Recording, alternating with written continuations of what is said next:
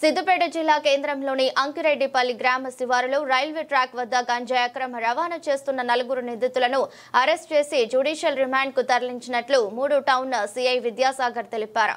సిద్దిపేట జిల్లా కొండపాక మండలం దుద్దడ గ్రామానికి చెందిన 4 నిందితులుగా పోలీసులు గుర్తించినట్టు తెలిపారు.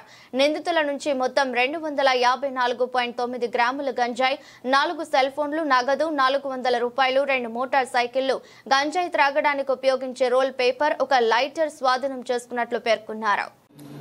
నిన్న 22nd రోజు మాకు ఒక ఇన్ఫర్మేషన్ రావడం జరిగింది. ఇక్కడ దుద్దడ నుండి అంకిరెడ్డిపల్లి విలేజ్ వెళ్లే దారిలో అంకిరెడ్డిపల్లికి సంబంధించిన ఒక వ్యక్తి ప్లస్ దుద్దడికి సంబంధించిన 3 వ్యక్తులు కూడా మొత్తం ఈ 4 వ్యక్తులు గంజాయికి అలవాటు పడి గంజాయి సేవించడంతో పాటు హైదరాబాద్ మరియు కరీంనగర్ దగ్గర నుంచి గంజాయిని కొని తీసుకువచ్చి వాళ్ళు సేవించడంతో పాటు ఇతరులకు కూడా ఎక్కువ ధరకు అమ్మడం అనేది ఇన్ఫర్మేషన్ రావడం జరిగింది. దాంతో ఎస్ఐ అండ్ పార్టీ అక్కడికి వెళ్ళి వాళ్ళను రెడ్ హ్యాండెడ్గా పట్టుకోవడం జరిగింది.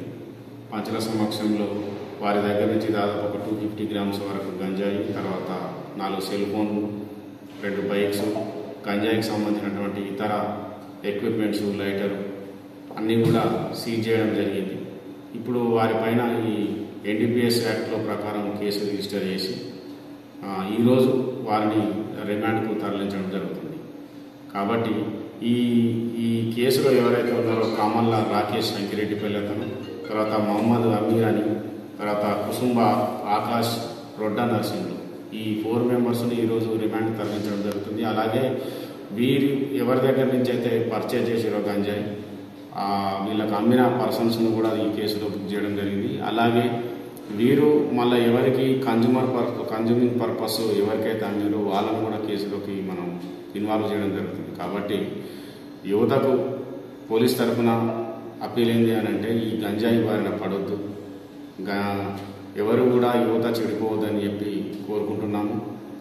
అలాగే విలేజర్స్ కూడా ఇటువంటి విషయాలు ఏమైనా ఉంటే ఇన్ఫర్మేషన్ అనేది పోలీస్ స్టేషన్కు కానీ తర్వాత ఇన్ఫర్మేషన్ ఇచ్చేది కదా వాళ్ళ యొక్క వివరాలు కూడా మేము సీక్రెట్గా ఉంచుతాము.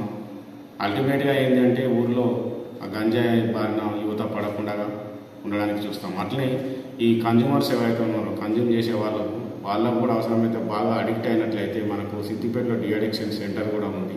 ఎవరైనా అట్లాంటి గంజాయి బారిన పడి బాగా అడిక్ట్ అయిన వాళ్ళు ఉన్నట్లయితే ఇన్ఫర్మేషన్ మాకు ఇచ్చినట్లయితే డిఅడిక్షన్ సెంటర్ కూడా పంపడం జరుగుతుంది. కాబట్టి యువత వాళ్ళందరూ కూడా సహకరించాలని చెప్పి మన పోలీస్ స్టేషన్ 3 టౌన్ తరఫున కోరుకుంటున్నాం.